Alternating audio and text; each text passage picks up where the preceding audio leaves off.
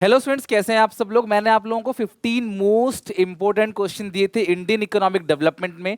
और आज मैं क्लास इस वीडियो के अंदर उन सारे के सारे क्वेश्चंस का डिटेल एक्सप्लेनेशन दूंगा ताकि class within 40 to 45 minutes आपका पूरा का पूरा अच्छे से रिवीजन हो जाए। ये 15 के 15 जो क्वेश्चंस है ये इंडियन इकोनॉमी के मोस्ट एक्सपेक्टेड क्वेश्चन है, जिससे क्लास एग्जामिनेशन में क्वेश्चन पूछा जाएगा डायरेक्टली और इनडायरेक्टली। क्लास ये सारे के सारे क्वेश्चन एग्जामिनेशन में इनडायरेक्ट वे में भी पूछा जा सकता है, लाइक केस बेस हो गया, इमेज बेस हो गया। तो आप इसको प्रिपेयर जरूर करके जाना। आज आखिरी दिन है क्लास, आधा घंटा 40 मिनट निकाल लो, अच्छे से इसको पूरा रिवीजन कर लो। कोई डाउट हो क्लास तो कमेंट सेक्शन में पूछ लेना। मैं एक बार सारे के सारे टॉपिक रिपीट कर देता हूं, फिर आप वीडियो एंड तक देखना, आराम से 1 घंटा लगा के कंप्लीट रिवीजन करके लिख लेना इसे। जैसे क्लास सबसे पहला इंडियन एग्रीकल्चर का स्टेट और जो इंडस्ट्रियल सेक्टर है उसको कैसे खराब किया अंग्रेजों ने, उसकी बात है। इंडियन रेलवे का डेवलपमेंट किया, उसके क्लास इंपैक्ट क्या क्या है। Long term goals of 5 plan, green revolution, उसके इंपोर्टेंस, उसके अलावा रिफॉर्म्स क्यों इंट्रोड्यूस किया गया, डब्ल्यूटीओ के फंक्शंस, डिमोनेटाइजेशन के एम, ह्यूमन कैपिटल फॉर्मेशन में सोर्सेज डाल दिए मैंने, सोर्सेज के साथ साथ उसके क्लास इंपोर्टेंस और क्लास उसके डीमेरिट यानी कि प्रॉब्लम्स। रूरल क्रेडिट के प्रॉब्लम क्या क्या है, self help group, NABARD, different policy instruments, horticulture, organic farming और उसके क्लास मेरिट डीमेरिट। कैजुअलाइजेशन और इनफॉर्मलाइजेशन ऑफ वर्कफोर्स, ये भी क्लास आपको करके चलना है। बाकी जो डेली बेसिस पे मतलब जो एक एक घंटे में वीडियोस आ रही है, हर 1 घंटे में क्लास एक नया वीडियो आ रहा है, छोटी छोटी वीडियोस हैं, अच्छे से उसको देख लेना क्लास, क्योंकि 80 आउट ऑफ 80 लाना है तो क्लास सब कुछ करके चलना पड़ेगा। एनवायरमेंट के अंदर global warming, ozone depletion, functions of environment, sustainable development का पूरा टॉपिक आपको अच्छे से करना है। उसके क्लास एम, उसकी स्ट्रैटेजीज और सिमिलर डेवलपमेंट स्ट्रैटेजीज, यानी कि किस तरीके से चाइना ने, पाकिस्तान ने, इंडिया क्लास यहाँ पे सफर तय किया इन्होंने क्लास अप्रॉक्सीमेटली मतलब कि इंडिपेंडेंस के बाद से 70 इयर्स का। उसके बाद ह्यूमन डेवलपमेंट इंडेक्स है, जीएलएफ है, ये भी आपको अच्छे से करके चलना है। इन सारे के सारे टॉपिक का क्लास एक एक करके फटाफट मैंने कोशिश की जल्दी से जल्दी 45 मिनट के अंदर सारा खत्म कर दूं। तो यहाँ पे क्लास स्टार्ट करने जा रहा हूँ। सबसे पहले स्टार्ट करेंगे chapter 1 Indian economy on the eve of independence से, और यहाँ से क्लास वीडियो एंड तक देखना, एक एक करके सारे टॉपिक का अच्छे से आपका रिवीजन हो जाएगा। तो स्टार्ट करते हैं। अगर हम बात करें हमारा जो एग्रीकल्चर सेक्टर है उसको इन्होंने किस तरीके से तबाह किया, हमारा एग्रीकल्चर सेक्टर तबाह किया इन्होंने। मेन रीजन था क्लास लैंड सेटलमेंट सिस्टम, जमींदारी सिस्टम। इन्होंने जमींदारों से बोल रखा था कि आप जितना ज्यादा किसानों से काम करवाना हो कराओ, बस हमें लगान टाइम पे देते रहना, हम तुम्हारे ऊपर कोई ऑब्जेक्शन नहीं करेंगे। जिसकी वजह से जमींदार जो है, जमींदारी प्रथा चालू हुई, लैंड रेवेन्यू सिस्टम चालू हुआ। इसके तहत जमींदार दबादब लूटने लगे, क्लास किसानों को बहुत ज्यादा काम कराते थे और उन्हें अनाज का छोटा सा हिस्सा देते थे, जिससे क्लास उनकी पूर्ति भी नहीं होती थी। और वो सारा का सारा पैसा क्लास सरकार को लगान देते थे, टैक्स देते थे। फिर इन्होंने कमर्शलाइजेशन कर दिया एग्रीकल्चर को, जिससे हमारे एग्रीकल्चर सेक्टर को बहुत नुकसान पहुंचा। इन्होंने बोला फूड क्रॉप मत उगाओ, अनाज गेहूं मत उगाओ। क्लास इन्होंने फोर्स किया लोगों को क्लास क्या, कैश क्रॉप उगाने के लिए, सिल्क, कॉटन, जूट, इंडिगो, आप ये सारी चीजें उगाओ, हम आपको पैसे देंगे और आप उस पैसे से सामान खरीद सकते हो। मॉनेटरी इकोनॉमी को यहाँ पे प्रमोट किया गया।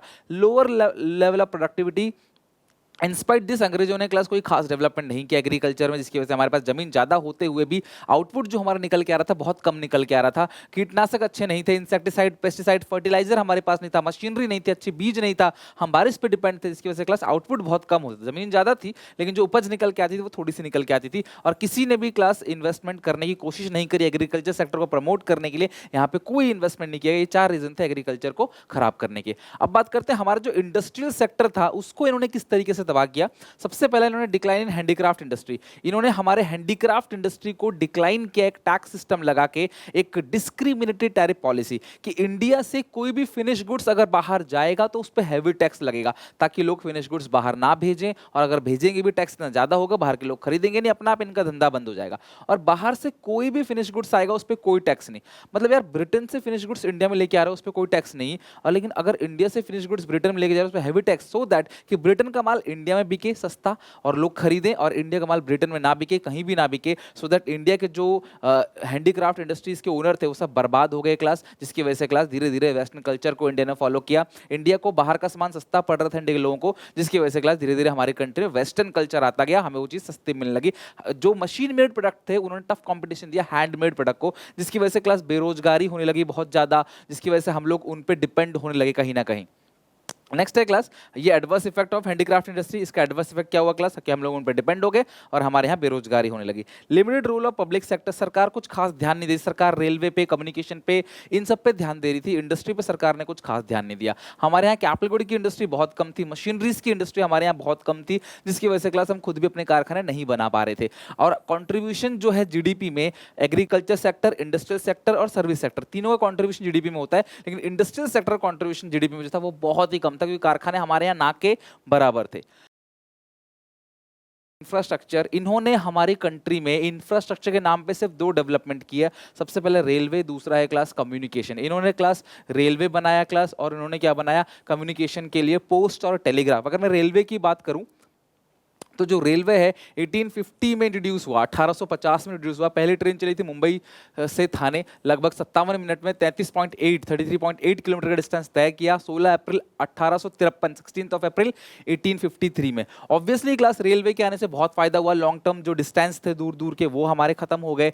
इवन क्लास सामान को दूर दराज भेजा जाने लगा, जहाँ पे क्राइसिस थे, फूड नहीं मिल रहा था, वहाँ तक अनाज भेजा जाने लगा, गाँव गाँव से अनाज को कलेक्ट किया जाने लगा, और मार्केट डेवलप हुआ, एक्सपोर्ट इंपोर्ट बढ़ने लगा रेलवे के आने से। सीधी सी बात है, सामान हर जगह जगह से कलेक्ट कर रहे थे।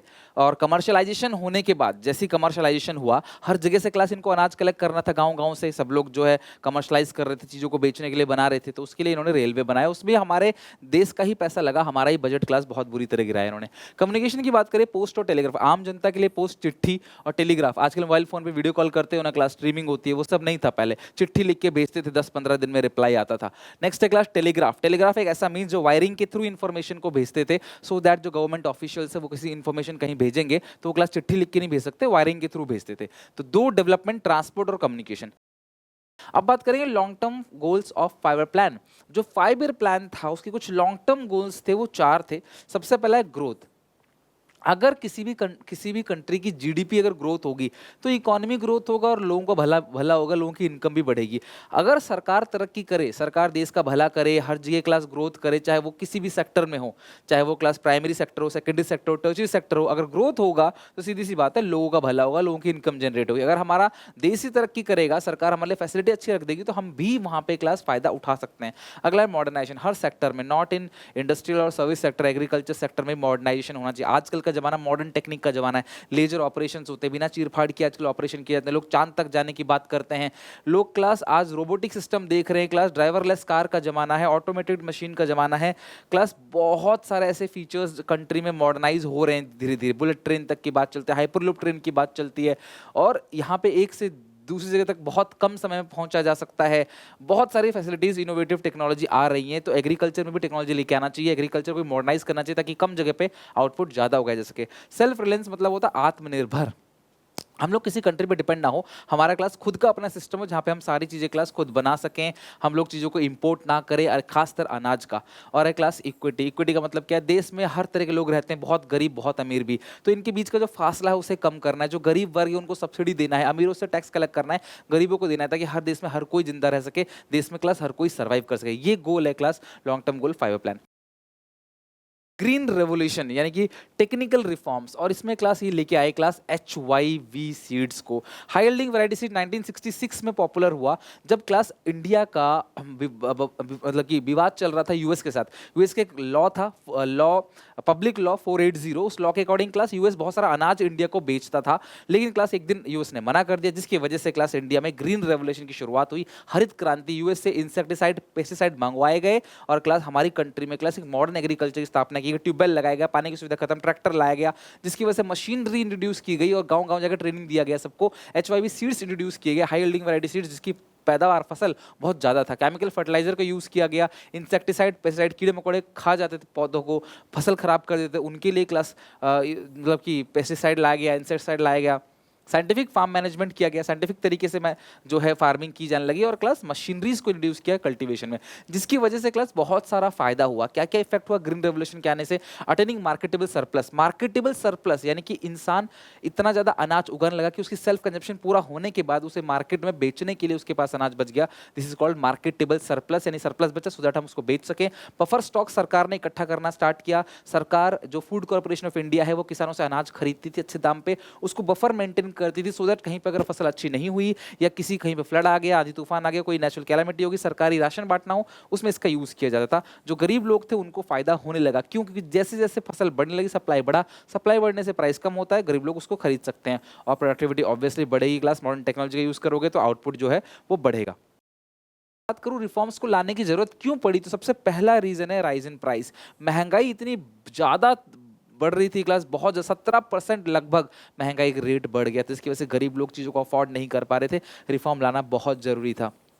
राइज इन फिजिकल डेफिसिट, हमारे ऊपर कर्जों का बोझ था, बहुत ज़्यादा कर्जा हमारे ऊपर बढ़ता चला जा रहा था, जिसकी वजह से रिफॉर्म्स लाना जरूरी था। Fall in foreign exchange reserve, हमारे पास फॉरेन करेंसी का भंडार खत्म होने लगा था। एक हफ्ते तक का गोल्ड हमारे पास नहीं था, पैसा फॉरेन करेंसी का पेमेंट करने के लिए। तब जाके चंद्रशेखर राव सरकार ने क्लास जाके गोल्ड बेचा, तब जाके कहीं ना कहीं क्लास हमारे पास थोड़ा सा रिजर्व आया। हमारे पास से फॉरेन करेंसी खत्म हो गया था, हम इंपोर्ट कैसे करते, बहुत चिंतित में थे। पब्लिक सेक्टर कंपनीज ने लगभग 40 साल संभाला, 1950 से 1990 तक, लेकिन क्लास कुछ भी ग्रोथ नहीं हुआ। पब्लिक सेक्टर कंपनीज, जो पब्लिक कंपनी थी, सरकार ने जो भी चीज़ें क्लास लिया था अपने अंडर काम करने के लिए, इंडस्ट्रीज को डेवलप करने के लिए, इकोनॉमी को डेवलप करने के लिए, वो काम नहीं कर पाया। हमारा बैलेंस ऑफ पेमेंट नेगेटिव जा रहा था, हमारा एक्सपोर्ट कम था, हमारा इंपोर्ट ज़्यादा था, जिसकी वजह से हमें और फॉरेन एक्सचेंज चाहिए था क्लास बाहर से चीज़ों को इंपोर्ट करने के लिए। ये सारी प्रॉब्लम्स को सॉल्व करने के लिए ही रिफॉर्म्स लेके आ गया।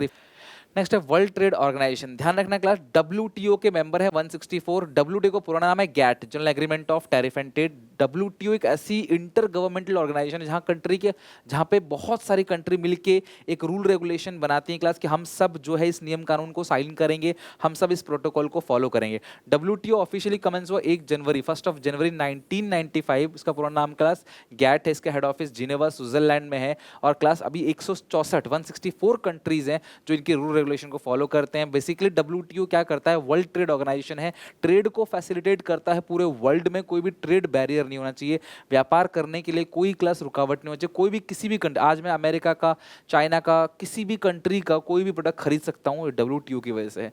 WTO की बात करें, उसका फंक्शन क्या है, तो ये इंटरनेशनल ट्रेड को प्रमोट करता है, टैक्सेस वगैरह हटा देता है, चाहे वो टैरिफ हो चाहे नॉन टैरिफ बैरियर हो।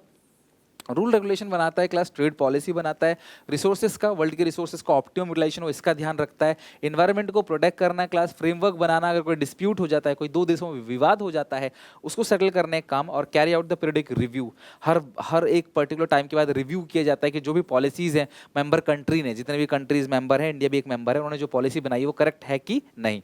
इसका एम क्या था, करप्शन को खत्म करना। बेसिकली लोग करप्शन करते हैं तो घूस लेते हैं, तो नोट में लेते हैं, वो नोट कागज होगा, उसे बैंक में जाएंगे तो बैंक पूछेगा कहाँ से माल आया, क्योंकि सारी चीज़ रिकॉर्ड होती है। तो ये क्लास इलीगल एक्टिविटीज़, जो ब्लैक मनी होती है, टेरर फंडिंग जो हवाला का पैसा होता है, या फिर जो टेरर अटैक के लिए पैसा दिया जाता है, टैक्सेस की चोरी जो लोग करते हैं, और कैशलेस इकोनॉमी को प्रमोट करना कि भाई कैश नहीं, कैश से धंधलेबाजी हो जाती है, कैश से पता नहीं चलता, मान लो मैं 100 करोड़ कमा रहा हूँ, कैश में है, सरकार को पता ही नहीं चलेगा, बैंक में आया तो सरकार को पता चलेगा। तो इस इकोनॉमी को क्लास खत्म करना, बंद करना, बेसिकली डिमोनेटाइजेशन का ये एम था। करते हैं sources of human capital formation, कैसे ह्यूमन कैपिटल को बनाया जाए। तो पहला सोर्स है एक्सपेंडिचर ऑन एजुकेशन, एजुकेशन पे खर्च करना पड़ेगा। आप सबके माता पिता आपको पढ़ाते हैं, चाहे वो गरीब हो चाहे अमीर हो, क्योंकि उनको पता है कि एजुकेशन एक ऐसा वेपन है जिससे क्लास आप दुनिया बदल सकते हो। एजुकेशन ही एक ऐसी ताकत है जिससे अपनी क्लास आई की सारी पीढ़ी को आप सुधार सकते हो। एजुकेशन ही क्लास वो संघर्ष है जो इंसान क्लास मजबूत बनाता है, इंसान को स्ट्रांग बनाता है। दूसरी बात है एक्सपेंडिचर ऑन हेल्थ, सीधी सी बात है क्लास, अगर हेल्थ अच्छा नहीं है तो कोई टैलेंट, कोई स्किल्स काम नहीं करेगा। मेरी तबीयत खराब होती तो शायद मैं खड़ा होकर यहाँ नहीं पढ़ा सकता। कोई भी क्लास क्रिकेटर हो, उसकी तबीयत खराब है, फिटनेस अच्छी नहीं है, तो वो क्लास खेल नहीं पाएगा। अच्छा सिंगर, अच्छा पॉलिटिशियन, क्लास साइंटिस्ट हो, डॉक्टर हो, इंजीनियर हो, अगर तबीयत ही सही नहीं है तो क्लास उसका टैलेंट, उसका स्किल किसी काम का नहीं है। दूसरा ऑन द जॉब ट्रेनिंग, अगर आपको ह्यूमन कैपिटल फॉर्म करना है तो वर्कर्स की ट्रेनिंग करानी पड़ेगी। आप चाहते हो आपका वर्कर अच्छा परफॉर्म करे तो आपको वर्कर को ट्रेनिंग देनी पड़ेगी। वर्कर को ट्रेनिंग दोगे तभी वो आपकी कंपनी के लिए अच्छा परफॉर्म कर पाएगा। एक्सपेंडिचर और माइग्रेशन, आपके टैलेंट की कदर यहाँ नहीं है गाँव में तो आप शहर जाके काम कर सकते हो। बहुत सारे लोग गाँव से शहर माइग्रेट कर जाते हैं। माइग्रेट इसलिए करते हैं कि उनके टैलेंट की, उनकी स्किल्स की गाँव में कदर नहीं है, काम नहीं है वहाँ पे, लेकिन शहर में काम है, उनके टैलेंट उनके स्किल्स की वहाँ पे कदर है, वहाँ पर अर्निंग कर सकते हैं। लेकिन माइग्रेशन के टाइम पे हमेशा ध्यान रखना क्लास कि आप यहाँ पे वहाँ जाओगे तो ट्रांसपोर्टेशन खर्चा भी आएगा, यहाँ का स्टैंड ऑफ लिविंग अलग है, यहाँ का कॉस्ट ऑफ लिविंग अलग है, वहाँ का कॉस्ट ऑफ लिविंग अलग है। इसी तरह से जो लोग डॉक्टर, इंजीनियर, साइंटिस्ट जो इंडिया से बाहर देशों में चले जाते हैं क्लास, उनको बोलते हैं ब्रेन ड्रेन, और इससे कंट्री को काफ़ी नुकसान होता है, हालांकि उन इंसानों को फायदा होता है। एक्सपेंडिचर और इन्फॉर्मेशन, आजकल का जमाना ऐसा है कि हमें सारा का सारा इन्फॉर्मेशन ऑनलाइन मिल जाता है। पहले टाइम पे लोगों को इतनी इन्फॉर्मेशन नहीं होती थी। आजकल सबसे बेस्ट कॉलेज कौन सा है, कहाँ पे अच्छी जॉब अवेलेबल है, क्या सैलरी है, बेस्ट इंस्टीट्यूशन कौन सा है, सब कुछ आप ऑनलाइन रिसर्च कर लेते हो। कौन सा बेहतर मोबाइल फोन है, उसका फीचर क्या है, ये सारी चीज़ें क्लास आप ऑनलाइन सर्च कर लेते हो। ये भी क्लास ह्यूमन कैपिटल फॉर्मेशन का एक सोर्स है। हालांकि हेल्थ और एजुकेशन सबसे ज़्यादा इंपॉर्टेंट है। इंपोर्टेंस और role of human capital formation, सबसे पहला है raises efficiency and productivity of physical capital. अगर आपका टैलेंट स्किल्स बेहतर है तो आप फिजिकल एसेट की भी अच्छे से केयर कर पाओगे। मैंने एग्जांपल दिया, अगर पायलट अच्छा है तो जहाज की भी केयर अच्छे से कर पाएगा, ड्राइवर अच्छा है तो गाड़ी की भी केयर अच्छे से कर पाएगा। ह्यूमन कैपिटल रहेगा तो फिजिकल कैपिटल की अच्छे से केयर कर पाएगा। पॉजिटिव चेंज लेके आएगा एक वर्क इन्वायरमेंट के अंदर। कोई भी टैलेंटेड पर्सन जो होता है, भले वो कम पढ़ा लिखा हो, ज़्यादा पढ़ा लिखा हो, लेकिन क्लास वो पॉजिटिव रहता है, उसके अंदर पॉजिटिविटी रहती है क्लास, उसका कॉन्फिडेंस रहता है, मैं कर लूँगा, कोशिश करूँगा, अचीव करने की ट्राई करूँगा। और एक नेगेटिव पर्सन ना नहीं कर पाऊंगा, ये है, 100 बहाने ढूंढेगा ना करने के। पॉजिटिव इंसान, ह्यूमन कैपिटल फॉर्मेशन जिसके अंदर ह्यूमन कैपिटल है, वो हमेशा क्लास सोचेगा मैं कैसे करूं, ये नहीं सोचेगा मैं कैसे बचूं इससे। रेज इक्विटी पार्टिसिपेशन सोसाइटी, सीधी सी बात है, क्लास में सारे बच्चे अच्छे रहेंगे तो सब लाइफ में अच्छा करेंगे। क्लास सोसाइटी में हर चीज़ में पार्टिसिपेट कर पाएंगे, कोई गरीब कोई अमीर नहीं होगा, हर कोई क्लास इक्वालिटी को प्रमोट कर रहा होगा। जो ह्यूमन कैपिटल है उसकी वजह से इन्वेंशंस होते हैं, नए नए आविष्कार होते हैं, पुरानी चीज़ों में इनोवेशंस होते हैं, नई नई टेक्नोलॉजी का एडवांसमेंट होता है। भाई जो लोग नई नई चीज़ों का आविष्कार करते हैं वो कंटिन्यूसली कई कई साल तक रिसर्च करते हैं। थॉमस एल्वा एडिसन ने बल्ब बनवाया था, कई सालों का रिसर्च किया था, कई बार फेल हुए थे, तब जाके रिसर्च करके वो टैलेंट स्किल्स था। तो आपका टैलेंट आपके स्किल से नई नई चीज़ें तभी आविष्कार होंगी। हायर इनकम, सीधी सी बात है, आपके अंदर टैलेंट रहेगा, स्किल्स रहेगा, कोई भी चीज़ आप जानते हो, अच्छी कॉमेडी, अच्छी डांसिंग, अच्छा रोस्ट करना जानते हो, अच्छा पढ़ाना जानते हो, अच्छा खाना पकाना जानते हो, तो भैया आपका टैलेंट, आपका स्किल्स है, आप लोगों को दिखा के अच्छी खासी अर्निंग भी कर सकते हो। कंट्रोल पॉपुलेशन ग्रोथ, ऐसा देखा गया है कि जो पढ़े लिखे फैमिलीज है, उनकी पढ़े लिखे लोग हैं, उनकी फैमिली थोड़ी छोटी रहती है एज कम्पेयर टू जो कम पढ़े लिखे लोग रहते हैं, उनकी फैमिली बड़ी रहती है। तो ऑब्वियसली क्लास एजुकेशन एक ऐसी चीज़ है जिससे क्लास हम पॉपुलेशन को कंट्रोल कर सकते हैं। तो प्रॉब्लम क्या है सर? प्रॉब्लम ये है ह्यूमन कैपिटल फॉर्मेशन में इनसफिशिएंट रिसोर्सेज। सरकार के पास प्रॉपर रिसोर्सेज नहीं है, ना प्रॉपर स्कूल्स है, ना प्रॉपर हॉस्पिटल है, ना ही क्लास प्रॉपर यूनिवर्सिटीज़ हैं। बच्चा 90% लाने के बाद भी उसको एडमिशन नहीं मिलता है। हमारे यहाँ 95 99 वालों को भी कई बार कॉलेज में एडमिशन नहीं मिलता है। मोर पॉपुलेशन, जनता बहुत ज़्यादा है, सरकार अगर स्कूल कॉलेज खुलवाती है सब में भीड़, सब में भीड़, केवी में जाने के लिए बच्चों को सीट नहीं मिलती, बहुत सारी प्रॉब्लम्स होती हैं। पॉवर्टी, गरीब है, अभी कहाँ से पढ़ाएंगे बच्चों को? कई बार माता पिता कहते हैं भैया इतने गरीब है, हम बच्चों को पढ़ाएंगे कहाँ से? पढ़ाएंगे, बच्चा जाके नौकरी करके कुछ पैसे कमा के लाएगा तो हम जिंदा रह पाएंगे, पढ़ाएं कहाँ से? ब्रेन ड्रेन, इंडिया में पढ़ लिख के डॉक्टर इंजीनियर बनते हैं, साइंटिस्ट बनते हैं, नासा में चले जाते हैं, बाहर चले जाते हैं। लेस एक्सपेंस ऑन रिसर्च, हमारा कंट्री रिसर्च एंड डेवलपमेंट पे पैसा खर्च नहीं करता है। रिसर्च पे पैसा, रिसर्च एक ऐसी चीज़ है जहाँ पे कई साल लगते तो हैं, कई पैसा खर्च तो होता है, लेकिन एक बार अगर कुछ आविष्कार हो गया तो क्लास बल्ले ही बल्ले है। कोविड टाइम पे वैक्सीन का जब रिसर्च हुआ, सोचो उस कंपनी ने कितना पैसा कमाया हुआ, पूरे वर्ल्ड में उनकी वैक्सीन जा रही है। लेस गर्ल्स एजुकेशन, भी सीधी सी बात है, लड़कियों को बेटी बचाओ बेटी पढ़ाओ ऐसे कई आंदोलन, अभियान सरकार चलाती है कि क्लास सरकार उसको लोग जो है वो लड़कियों को नहीं पढ़ाते आज भी। हालांकि ये चीज़ें बहुत खत्म हो रही है, लेकिन अभी भी ये चीज़ है, क्लास कम पढ़ाते हैं या नहीं पढ़ाते। Poor performance of government school, सरकारी स्कूल के हालात देखो क्लास, ना पढ़ाई है, ना बुक्स है, ना खाना पीना, कुछ भी नहीं है। सरकारी टीचर जो है वो किसी और को भेज देते हैं अपनी जगह और खुद कहीं और काम करते हैं, तनख्वाह उठाते हैं 50,000 10,000 उसको दे दिया, 40,000 अपना। तो यानी कि सरकारी स्कूल की हालत बहुत ख़राब है। हर जगह दिल्ली जैसा नहीं है और बहुत सारे स्टेट है सरकारी स्कूल की हालत क्लास बहुत सारी जगह अच्छी नहीं है। पढ़े लिखे लोग होने के बावजूद ही बेरोजगार हो जाते हैं। सबसे बड़ी प्रॉब्लम यह है, पढ़े लिखे होने के बावजूद भी नौकरी नहीं मिल रही, तो इंसान ऐसा क्या करे ताकि नौकरी मिले? इंस्टीट्यूशनल सोर्सेज का मतलब क्या है? जो रेगुलेटेड बाय गवर्नमेंट है, जहां सरकार रेगुलेट करती है और देखती है कि कोई भी क्लास बहुत अनरीजनेबल इंटरेस्ट पे तो ब्याज नहीं दे रहा है, कोई फ्रॉड तो नहीं कर रहा है, कुछ मैनिपुलेशन धांधलीबाजी तो नहीं हो रही है। इसको बोलते हैं इंस्टीट्यूशनल सोर्सेज, जहां पे गवर्नमेंट अप्रूव एजेंसी किसानों को लोन देती है।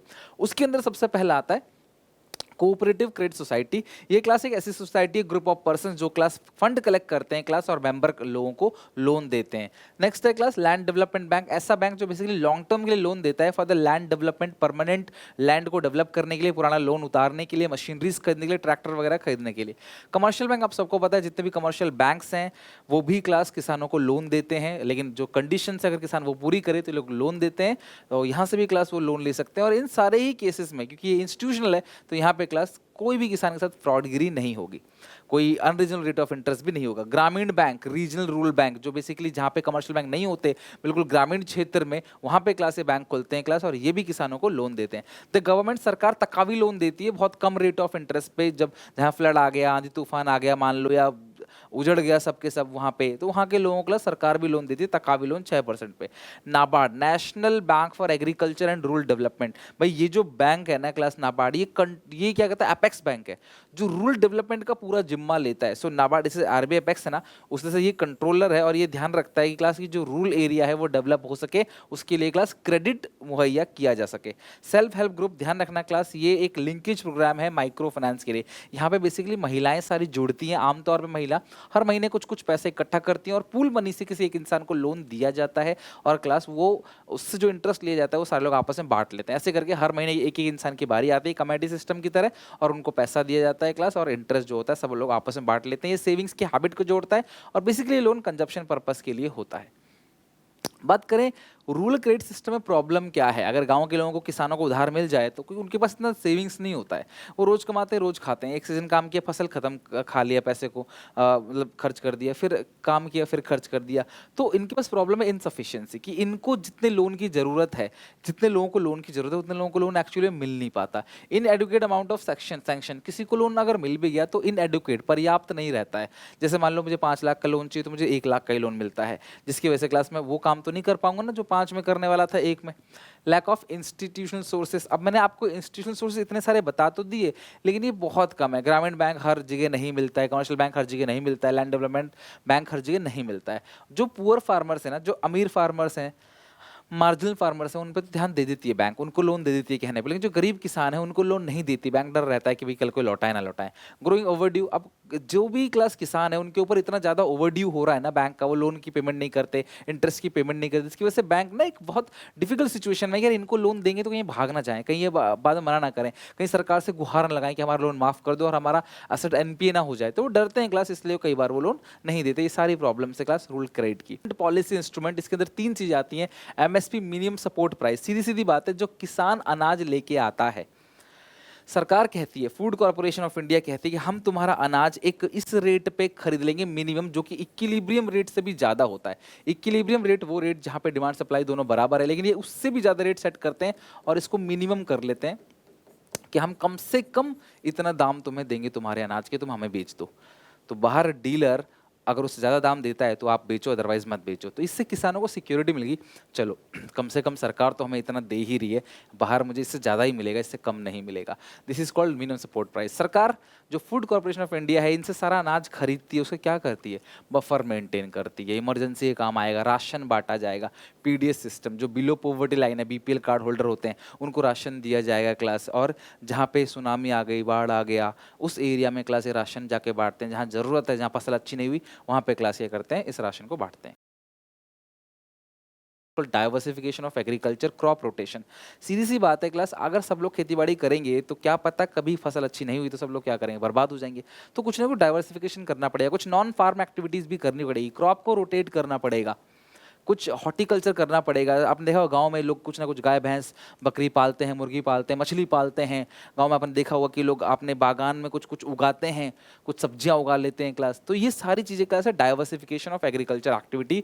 और इसका फ़ायदा क्या होगा, सबसे पहली बात कि रिस्क कम हो जाएगा, कल को फसल अच्छी नहीं हुई मान लो तो आप कहीं ना कहीं इनकम जनरेट करोगे। मल्टीपल क्रॉप आप एक टाइम पे उगा सकोगे तो आपकी इनकम कई गुना बढ़ जाएगी। एग्रीकल्चर ऑलरेडी बहुत ज़्यादा क्राउडेड है, ऑलरेडी लोग एग्रीकल्चर में भरे पड़े हैं, तो कुछ और काम करोगे तो इनकम आपको ज़्यादा मिलेगी। इंपॉर्टेंस क्रॉप डाइवर्सिफिकेशन जो है क्लास सॉइल की फर्टिलिटी को बढ़ाता है। क्रॉप डाइवर्सिफिकेशन करोगे, क्रॉप रोटेट करोगे ना, तो सॉइल की फर्टिलिटी बढ़ेगी और अनाज अच्छा उगेगा और पैदावार अच्छी होगी अगले साल, और इवन कीड़े मकोड़े भी नहीं लगेंगे। सो नॉन फार्म एरिया, कौन कौन सी चीज़ें हैं क्लास नॉन फार्म एरिया के अंदर, सबसे पहले एनिमल हस्बेंड्री है, लाइफ स्टॉक फार्मिंग, इसमें सबसे ज़्यादा शेयर है पोल्ट्री का। पोल्ट्री क्लास सबसे वर्ल्ड में सबसे ज़्यादा क्लास पोल्ट्री का शेयर जो है वो क्लास इंडिया में है। बाकी एनिमल हस्बेंड्री भी लगभग सेकंड नंबर पे है चाइना के बाद। तो एनिमल हस्बेंड्री मतलब पशुपालन, कोई भी जानवर इंसान पाल सकता है क्लास, जो भी गाय भैंस हो गया, बकरी हो गया, बैल हो गया, कोई भी इंसान पाल सकता है class. This is called animal husbandry, पशुपालन, ठीक है। सेकंड है डेयरी, बेसिकली डेयरी एनिमल, गाय हो गए क्लास, बकरी हो गया क्लास, भैंस हो गया, जो दूध देते हैं बेसिकली, बेसिकली जो मिल्क प्रोडक्ट, सो दैट आप मिल्क प्रोडक्ट जो मिल्क है उससे डिफरेंट काइंड ऑफ प्रोडक्ट बना के उसको बेच सको या सीधा सीधा मिल्क ही बेच सको। तो ये एक एक्स्ट्रा इनकम आ जाती है, भाई गाय आप पाल रहे हो साथ में फसल भी कर रहे हो, तो ये एक्स्ट्रा इनकम जनरेट हो जाती है और प्लस सिक्योरिटी रहता है, कल फसल अच्छी नहीं हुई तो फिर आप यहाँ पे दूध बेच सकते हो। फिशरीज, मछली पालन, मछली पालन काम ऐसा है जो फिशिंग कम्युनिटी ही करती है, जो सालों साल यही काम करते हुए आ रही है। हालांकि इनकी इनकम कम होती है, इनके हालात बहुत खराब होते हैं क्योंकि बहुत ज़्यादा पैसा इनको मिलता नहीं, पानी में रहते हैं, कई बार इनकी जान को भी रिस्क रहता है, क्लास ये समंदर में जाते हैं फिर कई बार लौट के नहीं आते। तो फिशरीज का काम भी एक नॉन फार्मिंग एक्टिविटीज़ हो गया, फार्मिंग नहीं है लेकिन क्लास एक तरीके से मछली पालन भी की जाती है और ये एक एक्स्ट्रा इनकम जनरेट करता है non farm activity. Horticulture, horticulture basically क्या होता है, फ्रूट्स एंड वेजिटेबल्स के लिए। अब इंडिया में क्लास मैंगो कितना ज़्यादा होता है क्लास, बहुत सारे फ्रूट्स है, लीची है, तो जो फ्रूट्स एंड वेजिटेबल कल्टीवेशन है उसको बोलते हैं क्लास हॉर्टिकल्चर।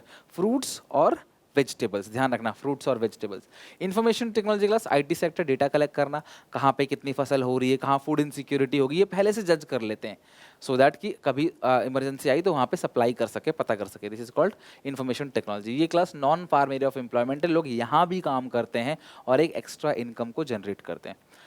ऑर्गेनिक फार्मिंग, हमेशा हर कोई सोचता है उसका पौधा हेल्दी रहे, फसल अच्छी हो, पौधा हेल्दी रहे क्लास, और फ्रूट्स वेजिटेबल जो भी है या जो भी आउटकम है वो खराब ना हो, कोई भी प्लांट हेल्थ के बारे में नहीं सोचता। ऑर्गेनिक फार्मिंग प्लांट हेल्थ की बात करता है। ऑर्गेनिक फार्मिंग कहता है कि इंसेक्टिसाइड, पेस्टिसाइड, केमिकल फर्टिलाइजर का यूज़ ना करके नेचुरल तरीके से ग्रीन मैन्योर का यूज़ करके अगर हम पौधा उगाएं तो फसल जो उगेगी क्लास वो अच्छे दाम पे जाएगा मार्केट में, टेस्टी होगा फ्रूट वो या वेजिटेबल जो भी होगा, उसके अंदर न्यूट्रिशन लेवल होगा, सबसे बड़ी बात वो हमारे एनवायरनमेंट को पॉल्यूट नहीं करेगा।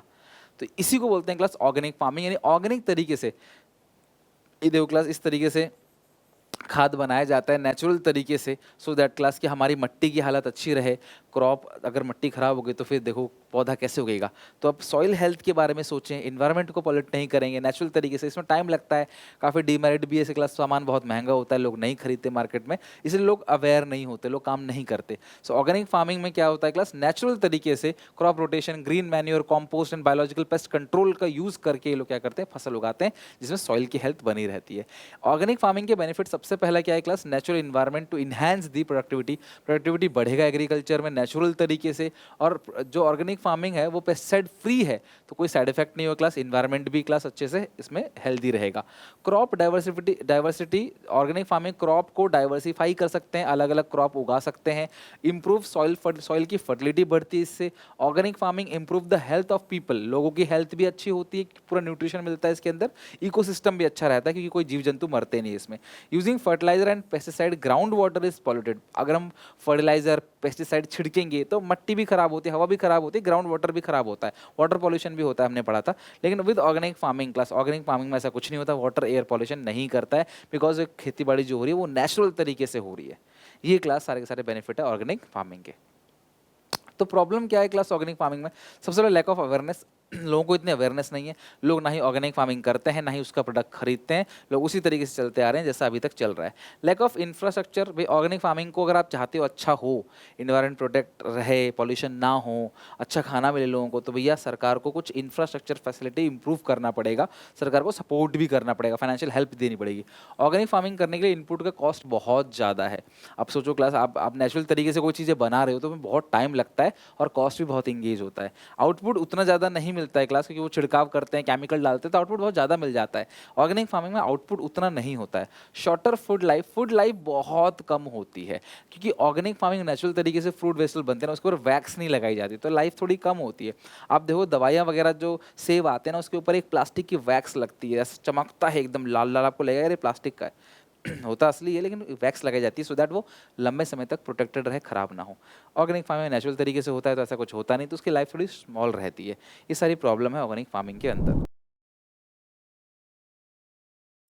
कैजुअलाइजेशन और इनफॉर्मलाइजेशन, कैजुअलाइजेशन का मतलब क्या है कि धीरे धीरे कैजुअल वर्कर की पॉपुलेशन बढ़ती चली जा रही है और रेगुलर सैलरीड वर्कर की पॉपुलेशन घटती चली जा रही है। मतलब फैक्ट्री ओनर जो है वो कैजुअली काम करना पसंद करते हैं, सो दैट उन्हें कभी भी निकाल दिया सके विदाउट एनी कॉम्पनसेशन, और कम सैलरी में रखा जा सके और जब मर्जी तब निकाल दिया जा सके। तो जिसकी वजह से कैजुअलाइजेशन बढ़ता चला जा रहा है, कैजुअल वर्कर्स की तादाद बढ़ती चली जा रही है और रेगुलर सैलरीड एम्प्लॉयज की तादाद घटती चली जा रही है। This process is called casualisation of workforce. In informalisation of workforce का मतलब क्या है क्लास? दो तरह के सेक्टर होते हैं किसी भी इकोनॉमी में, ऑर्गेनाइज और अनऑर्गेनाइज। ऑर्गेनाइज मतलब फॉर्मल सेक्टर जहां 10 से ज्यादा वर्कर काम कर रहे होते हैं, अनऑर्गेनाइज सेक्टर जहां 10 से कम वर्कर काम कर रहे होते हैं।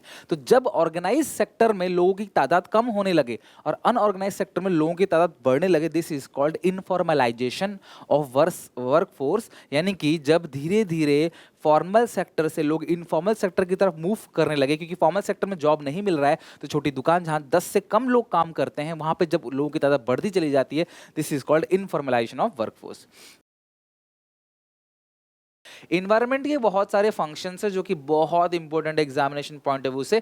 उसमें सबसे पहला फंक्शन है कि हमारा जो इन्वायरमेंट है ना, ये रिसोर्सेज देता है प्रोडक्शन के लिए। आप किसी भी फैक्ट्री का नाम ले लो, उसमें कुछ ना कुछ बन रहा होगा, जो भी उसमें बन रहा होगा, उसमें जो रॉ मटेरियल यूज हो रहा होगा वो इन्वायरमेंट ने दिया है। चाहे वो क्लास पेड़ हो, चाहे वो लकड़ियाँ हो, चाहे वो मतलब लकड़ियाँ हो, चाहे क्लास पानी हो, चाहे मट्टी से कुछ उग रहा हो, सोलर एनर्जी हो, किसी भी चीज़ से कुछ भी अगर बन रहा है ना, रॉ मटेरियल इन्वायरमेंट ही प्रोवाइड करता है। इवन क्लास फॉसिल फ्यूल, जो धरती के नीचे क्लास फॉसिल फ्यूल होते हैं जिनसे पेट्रोलियम कोयला बनाया जाता है, वो सारी चीज़ें क्लास हमें एनवायरनमेंट देता है। सेकंड है इन्वायरमेंट सस्टेन लाइफ। देखो इन्वायरमेंट है तभी हम लोग जिंदा रह सकते हैं। यहाँ पे हमें तीन चीज़ें चाहिए होती हैं क्लास, लाइक एयर चाहिए क्लास, यानी कि हवा हमें चाहिए क्लास, पानी चाहिए, वाटर चाहिए, सनलाइट चाहिए। एयर वाटर सनलाइट के बिना हम जिंदा नहीं रह सकते। तो इन्वायरमेंट है तभी क्लास हम लोग जिंदा रह पाते हैं। Sun, soil, water and air, these are necessities of life. Biotic component तो बिल्कुल भी सर्वाइव नहीं कर सकते विदाउट इन्वायरमेंट। तो ये सारी चीज़ें हमारे लिए क्या है क्लास? जरूरी है। बायोटिक के अंदर प्लांट आता है, एनिमल आता है, इंसेक्ट्स आते हैं, डिकम्पोजर आते हैं जो सड़ा गला देते हैं। आप एक केला खा के फेंक दो छिलका, देखो 2-4 बाद दिन वो गल जाएगा। एयर है, वाटर है, सॉइल है, ये सारी चीज़ें क्लास इन्वायरमेंट के अंदर होता है, जिसकी वजह से हमारी लाइफ संभव है। Environment assimilate waste. हम सब लोग डेली बेसिस पे बहुत सारा कंजप्शन करते हैं। अगर कंजप्शन करेंगे तो कहीं ना कहीं वेस्ट भी जनरेट होगा और उस वेस्ट को इन्वायरमेंट समा जाता है। आप मट्टी में सारी चीज़ डाल दो, क्लास डिकम्पोज हो जाएगा, पूरा का पूरा सड़ गल के मट्टी में समा जाएगा, इवन खाद बन जाएगा पौधों के लिए। तो इसका मतलब इन्वायरमेंट क्या करता है? हमारे जो वेस्ट है उसको संभाल लेता है। बट अगर आप ज़्यादा वेस्ट जनरेट करोगे तो इन्वायरमेंट उसको झेल नहीं पाएगा। Environment enhance the quality of life. आप लोग सीज देखते हो क्लास, बीचेस देखते हो क्लास, फॉरेस्ट देखते हो, डैम्स देखते हो, रिवर्स देखते हो क्लास, इसके अलावा डेजर्ट देखते हो। वो सारी की सारी चीज़ें क्या है?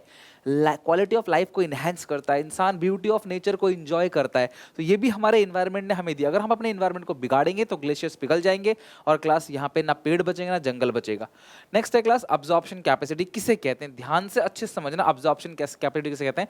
Absorption capacity means the ability of the environment to absorb degradation. अगर आप डिग्रेडेशन करते हो, रिसोर्सेज का वेस्ट करते हो, तो भैया इन्वायरमेंट उसको क्या करता है क्लास? रीजनरेट करता है। बट आपने इतना ज्यादा वेस्ट कर दिया रिसोर्सेज का कि इन्वायरमेंट उसको रीजनरेट नहीं कर पाता है। इसका मतलब अब्जॉर्प्शन कैपेसिटी। क्या कैपेसिटी है क्लास किसी भी इन्वायरमेंट की कि उसको क्लास रीजनरेट करता है? देखिए क्लास, आप पेड़ काट देते हो, एक नया पेड़ उग जाता है अपने आप। ये हमारा नेचर है, प्रकृति है जो क्लास यहाँ पे जनरेट करता है। Resources generation different in form of resources, this is called absorption capacity. वो कैपेसिटी, वो एबिलिटी इन्वायरमेंट की जो क्लास आपका अत्याचार सह सके, उसको बोलते हैं एब्जॉर्प्शन कैपेसिटी। कैरिंग कैपेसिटी क्या होता है कि भैया इन्वायरमेंट की एक लिमिट है, एक लिमिट है। Carrying capacity indicate that maximum limit up to which the ecosystem can support the existence of the population. किस हद तक क्लास पॉपुलेशन को झेल सकता है। हद से ज्यादा पॉपुलेशन करोगे ना क्लास, तो यहाँ से क्लास ये बाहर फ्लो हो जाएगा। ये इसकी कैपेसिटी, इस जार की कैपेसिटी है। इसके अंदर वेदर है, human development, loss of habitat, disease, class अलग अलग क्लास बीमारियां होने लग जाएंगी क्लास। इन सब चीज से क्लास लोग मरने लग जाते हैं, बाहर निकल आता है। दिस इज कॉल्ड क्लास यानी कि carrying capacity. Global warming. Global warming class पूरे वर्ल्ड की समस्या है। और ग्लोबल वार्मिंग का मतलब क्या होता है क्लास? अर्थ, ये क्लास अर्थ है, ये है क्लास आपका सन। तो सन से जब क्लास नीचे आती है ना रेडिएशन, सॉरी सन से जो क्लास रेज नीचे आती है ना, तो यहाँ पे क्लास कुछ ग्रीन हाउस गैसेस की एक लेयर बन जाती है। ग्रीन हाउस गैसेस की एक लेयर जो क्या करता है, इसको नीचे तो आने देता है लेकिन ऊपर नहीं जाने देता वापस, जिसकी वजह से यहाँ गर्मी हो जाती है। तो कुछ ऐसा ऐसा धूप में कोई गाड़ी खड़ी और आप अंदर जाके बैठ जाओ उस गाड़ी के अंदर, तो बहुत भभका सा लगता है, गर्मी से लगती है, क्योंकि सनरेज अंदर जाती तो है लेकिन बाहर नहीं आ पाती। टकरा टकरा के अंदर बिल्कुल क्लास आग की तरह बन जाता है, जो इसका रहना बहुत मुश्किल है। तो इसको बोलते हैं क्लास ग्लोबल वार्मिंग। और जितने भी क्लास ग्रीन हाउस गैसेस जैसे कार्बन डाइऑक्साइड, ओजोन हो गया, मीथेन हो गया, नाइट्रस ऑक्साइड हो गया, तो वो सारी की सारी चीजें क्लास यहाँ पे ग्रीन हाउस लेयर बना देती है। इसको बोलते हैं ग्रीन हाउस इफेक्ट, जिसकी वजह से क्लास लो अर्थ का जो स्ट्रेटोस्फियर है, जो लोअर एटमॉस्फियर है ना क्लास, ये बहुत गर्म हो जाता है और क्लास गर्मी बढ़ती है। देखा गया है क्लास हर 0.2 डिग्री सेल्सियस हर 10-10 साल में टेम्परेचर बढ़ता चला जा रहा है। पहले इतनी गर्मी नहीं होती थी, लेकिन अब बहुत ज़्यादा गर्मी होती है, इसको बोलते हैं। और ये ग्लोबल वार्मिंग से क्या होता है क्लास, जो पैटर्न है रेन का वो भी चेंज होता है, बहुत ज़्यादा गर्मी पड़ती है, लपट लगती है क्लास, हीट वेव चलती हैं, पेड़ पौधों को क्लास नुकसान होता है, ग्लेशियर मेल्ट होते हैं, सी लेवल बढ़ जाता है क्लास, मरीन लाइफ पे अफेक्ट पड़ता है। तो ये बहुत सीरियस प्रॉब्लम है। तो ग्लोबल वार्मिंग और एयर पॉल्यूशन, ये दो हमारे यहाँ पे करंट चैलेंजेस चल रहे हैं। कॉन्सिक्वेंसेज ऑफ ग्लोबल वार्मिंग बताया मैंने, टेम्परेचर जो है वो बढ़ जाता है, सी लेवल बढ़ जाता है class, natural calamities, flood, famine, heat waves आने लगती हैं, ग्लेशियर पिघलता है, ब्यूटी ऑफ नेचर, जो नेचर की ब्यूटी है ना वो खराब हो जाती है, नई नई बीमारियां इमर्ज होने लग जाती हैं। तो global warming is extending the mosquitoes, मच्छर, गर्मी की वजह से ना बहुत ज़्यादा मच्छर की तादाद भी बढ़ जाती है। इसके अलावा क्लास हमारा जो मरीन लाइफ है वो भी बहुत इफेक्ट होता है। नेक्स्ट बात करें हम ओजोन डिप्लेशन। अगर मैं ओजोन डिप्लेशन की बात करूं तो सनलाइट जब नीचे आती है, धरती पर टकराती है ना, तो इसके साथ कुछ अच्छे रेज भी आते हैं क्लास, कुछ खराब रेज भी आते हैं। तो अल्ट्रा वायलेट रेज जो है ना क्लास, यहाँ पे जब आप यहाँ पे एक ओजोन लेयर होता है बेसिकली जो अल्ट्रा वायलेट रेज को नीचे नहीं आने देता, लेकिन क्योंकि आपने क्लोरोफ्लोरोकार्बन छोड़ के, क्लोरोफ्लोरोकार्बन क्लास क्लोरीन और ब्रोमीन का एक मिक्सचर कंपाउंड होता है जो बेसिकली कूलिंग सब्सटेंस से निकलता है एसी रेफ्रिजरेटर से, तो उसकी वजह से क्लास वो ओजोन लेयर में छेद कर देता है, जिसकी वजह से अल्ट्रा वायलेट रेज धरती तक आ जाती हैं और क्लास वो इंसानों के ऊपर जब गिरेगी तो उसे स्किन कैंसर भी हो सकता है। और अंटार्कटिका जो पोलर रीजन है वहाँ पे ये छेद पाया भी गया था। बाद में क्लास देखो ये वो छेद है क्लास अंटार्कटिका के ऊपर, और आप बाद में क्लास क्या किया गया, इसको भरा गया। भरा कैसे गया क्लास, एक मॉन्ट्रियल प्रोटोकॉल अभियान चलाया गया, ट्रीटी साइन करी गई, समझौता साइन कराया गया मॉन्ट्रियल प्रोटोकॉल, और उसके अकॉर्डिंग सारे कंट्री को बोला गया भैया कोई भी कूलिंग सब्सटेंस जो क्लोरोफ्लोरोकार्बन रिलीज करती है आप उसको यूज नहीं करोगे, जिसकी वजह से class ozone layer is now recovering. तो ओजोन लेयर बहुत जरूरी, तो हमको स्किन कैंसर जैसी बीमारियां भी हो सकती हैं।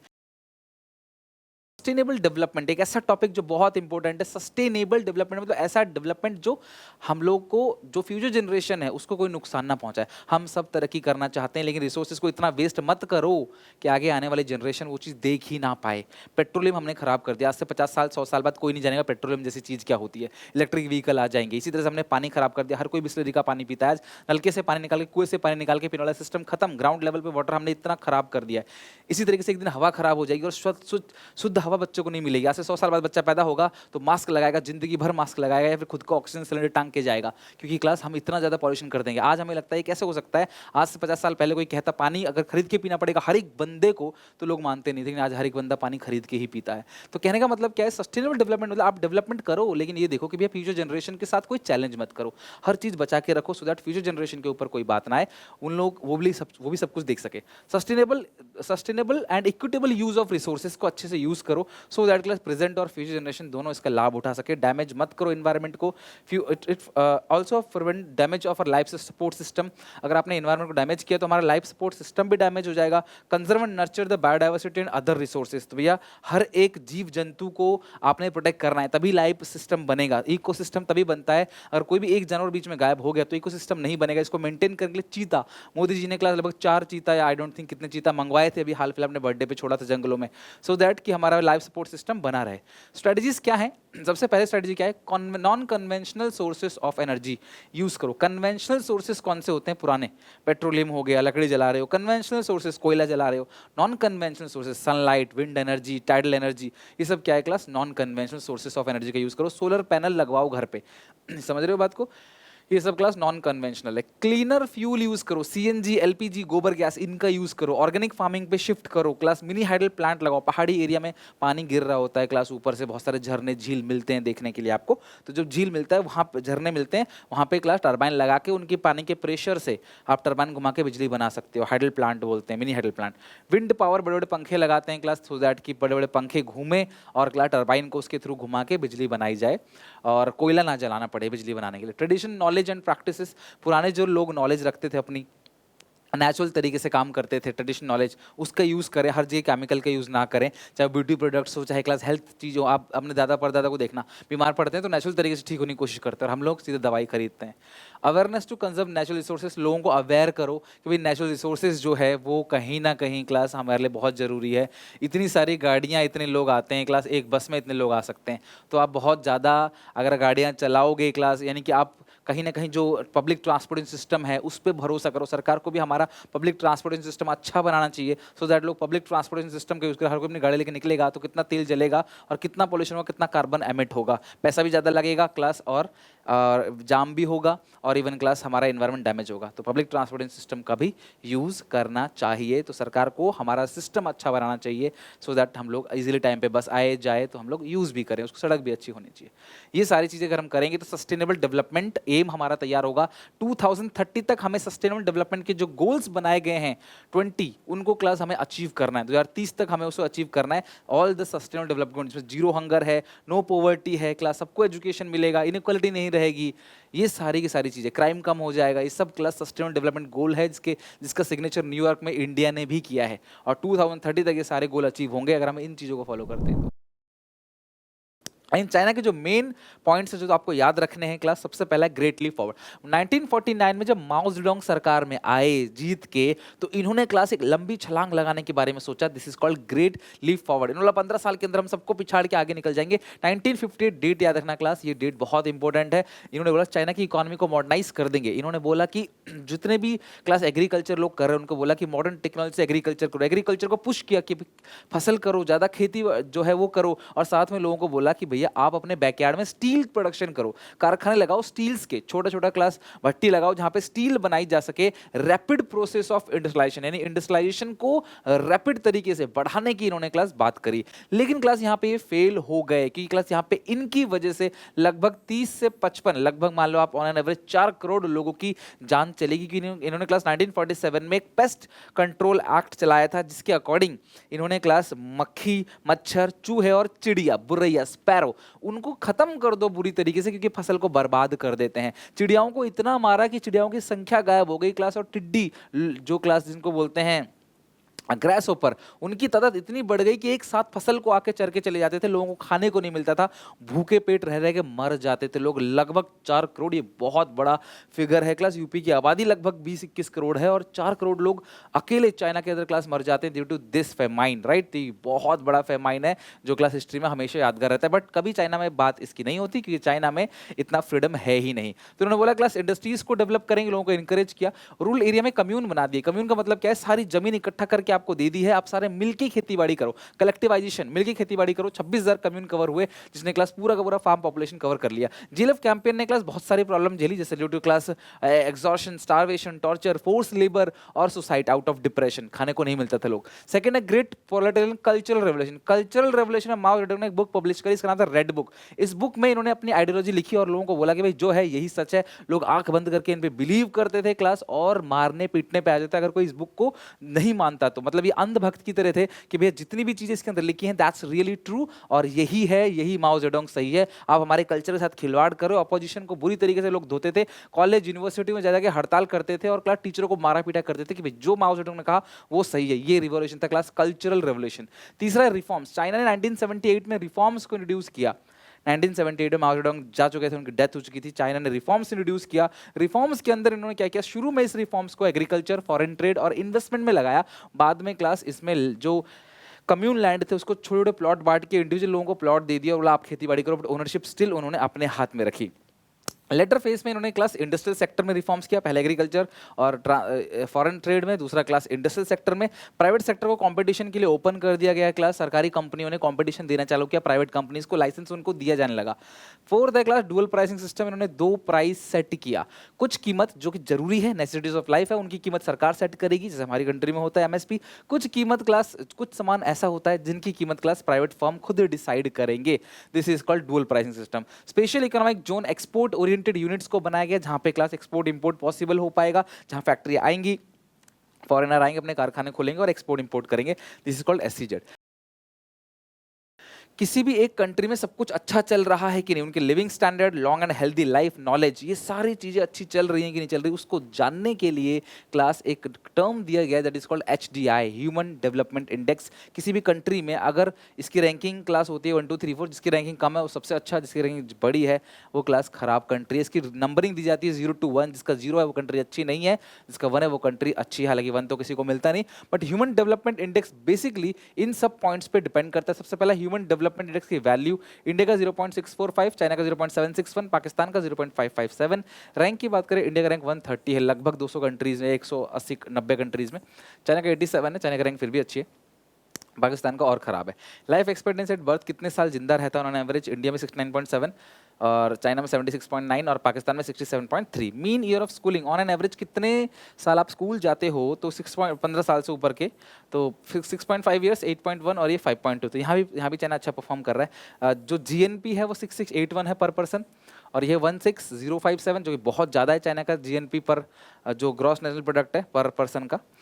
इन्फेंट मॉर्टलिटी रेट की बात करें तो कितने बच्चों के 1000 में से कितने बच्चों को डेथ हो जाती है, तो 29 की डेथ हो जाती है इंडिया में, चाइना में 7 की, जबकि पाकिस्तान में 57 की। मैटरनल मॉर्टल रेट, महिलाएं जो बच्चे पैदा करती हैं क्लास साल, 1 लाख महिलाओं में से 1 लाख बच्चे पैदा जब होते हैं तो 1 लाख में से 133 महिलाएं मर जाती हैं। 1 लाख बच्चे पैदा हुए तो उनमें 133 जो मदर्स हैं उनकी डेथ हो जाती है क्रिटिकल प्रॉब्लम की वजह से। चाइना में जस्ट 29 है जो कि बहुत कम है, पाकिस्तान में 140 जो कि बहुत ज़्यादा है। अगर मैं कंक्लूजन की बात करूँ तो तीनों सेम रास्ते में आए डेवलपमेंट में, यहाँ थोड़ा ध्यान समझना, तीनों सेम रास्ते में निकल के आए। जबकि चाइना को आज़ादी थोड़ा सा लेट मिला 1949 में, हमें मिल गया क्लास 1947 में, और पाकिस्तान को भी ऑब्वियसली उसी टाइम पे ही। तो इंडिया की बात करें, इंडिया मॉडरेट परफॉर्म कर रहा है, सॉरी हर जगह पे आप देखोगे ना तो इंडिया जो परफॉर्म कर रहा है ना वो मॉडरेटली परफॉर्म कर रहा है। इंडिया हर जगह बीच में है, मतलब पाकिस्तान से आगे और चाइना से पीछे है, लेकिन अभी भी इंडिया एग्रीकल्चर पे बहुत ज़्यादा डिपेंड है। ज़्यादातर लोग एग्रीकल्चर पे काम करते हैं। Many parts of the country is lacking lack of infrastructure, country में इंफ्रास्ट्रक्चर अच्छा नहीं है अभी भी। कंट्री में क्लास लोगों का लिविंग स्टैंडर्ड, गरीबी रेखा से नीचे बहुत सारे लोग हैं, उसको बढ़ाने की जरूरत है। ये ओवरऑल क्लास इंडिया है, आज भी बहुत सारे लोग गरीबी रेखा से नीचे हैं, 1/4 लगभग। पाकिस्तान की बात करें, पॉलिटिकल इंस्टेबिलिटी, सरकार टिकती ही नहीं है, कोई सरकार 5 साल पूरा ही नहीं कर पाती, उससे पहले गायब हो जाते हैं लोग। तो पॉलिटिकल इंस्टेबिलिटी, रेमिटेंस पे बहुत ज़्यादा डिपेंड होना, बहुत ज़्यादा एग्रीकल्चर पे डिपेंड होना, और पास्ट में देखा जाए तो क्लास इन्होंने बहुत सारे लोन्स वगैरह ले रखे हैं, और जिसकी वजह से क्लास इस कंट्री में बहुत सारी इंस्टेबिलिटी भी है। और ऊपर से इस कंट्री में मिलिट्री कंट्रोल ज़्यादा है, सरकार का कम, मिलिट्री का ज़्यादा कंट्रोल है, आए दिन अटैक करते रहते हैं वहाँ। तो मेनी मैक्रो इकोनॉमिक इंडिकेटर में अभी शो कर रहा है, पहले ये सारी प्रॉब्लम थी बट अब पाकिस्तान अच्छा खासा ग्रोथ कर रहा है। चाइना की बात करें क्लास, पॉलिटिकल फ्रीडम बहुत कम है, और पॉलिटिकल फ्रीडम कम होने की वजह से क्लास जो ह्यूमन राइट्स हैं वो एक मेजर कंसर्न है। जबकि लास्ट 3 डेकेड्स में इन्होंने मार्केट सिस्टम को फॉलो किया है। चाइना मार्केट सिस्टम को धीरे धीरे यूज कर रहा है, यानी कि अब वो प्रोड्यूसर के हिसाब से बना रहा है, हालांकि पहले सोशलिस्टिक इकोनॉमी थी। और कलेक्टिव ओनरशिप लैंड की अपने पास रखता है क्लास, और लोगों को कहीं ना कहीं जमीन बांटा जाता है कि वो काम करें, टैक्सेस पे करें, बट ओनरशिप हमारे पास रहेगी। Public intervention in providing social infrastructure और ब्रॉट पॉजिटिव रिजल्ट, सीधी सी बात है क्लास, इन्होंने एजुकेशन और हेल्थ पे बहुत काम किया शुरू से ही, जिसकी वजह से क्लास चाइना आज बहुत ज्यादा आगे निकल चुका है। इवन इन्होंने एग्रीकल्चर, इंडस्ट्रियल सेक्टर और फॉरेन ट्रेड सब में आए रिफॉर्म्स लेके। 1988 में रिफॉर्म्स लाया पाकिस्तान, 1978 में लाया चाइना, 1991 में इंडिया लेके आया। डेट ध्यान रखना, जीएलएफ 1955। अब आप मुझे कल्चरल रेवोल्यूशन का डेट कमेंट में मेंशन करो, राइट। तो इसके साथ क्लास इन्होंने यहाँ पे खत्म किया, चैप्टर पूरा का पूरा डन। और इंडिया ने एक गलती की, वो रिफॉर्म्स एग्रीकल्चर में लेके नहीं आए, बस इंडस्ट्रियल सर्विस सेक्टर में लेके आए।